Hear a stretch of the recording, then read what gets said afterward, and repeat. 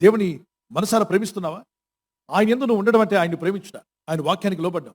ఆయన ఆజ్ఞలు కొత్త నిబంధనలో కూడా కొన్ని ఆజ్ఞలు ఇచ్చాడు దేవుడు. యోహాను సువార్త 14:15 అంటాడు, మీరు నన్ను ప్రేమించిన యెడల నా ఆజ్ఞలు గైకొందురు.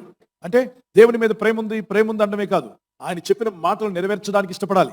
ఈ మాట నా హృదయాన్ని పిండి వేసింది, నేను రక్షించబడిన కొత్తలో దేవుని ప్రేమిస్తున్నాను కదా, సరిపోతుందిలే అనుకున్నాను. కానీ ఈ మాట నాతో మాట్లాడినప్పుడు అవును కదా, ఆయన ఆజ్ఞలు మనం లోబడినప్పుడే ఆయన మనం ప్రేమించినట్టు. ఊరికే నోటి మాటతో, పెదాలతో, లిప్ సర్వీస్ అంటారు. లిప్ సర్వీస్ అంటే ఊరికే పెదాలతో, ఓ దేవా నిన్ను ప్రేమిస్తున్నాను ప్రభువా, ఓ తండ్రి నీకు స్తోత్రం, అయ్యా నీకు వందనాలు అని చెప్పడం కాదు.